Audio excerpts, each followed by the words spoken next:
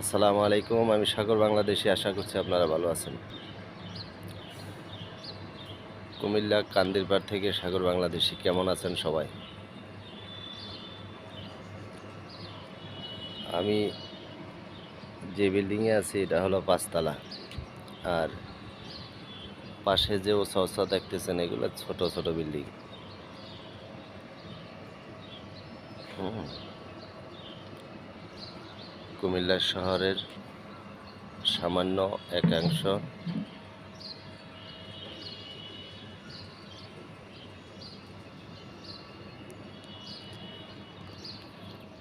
সকালে ঘুম থেকে ওইটা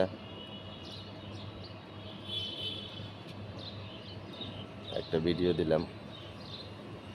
কেমন আছেন সবাই জানাইবেন।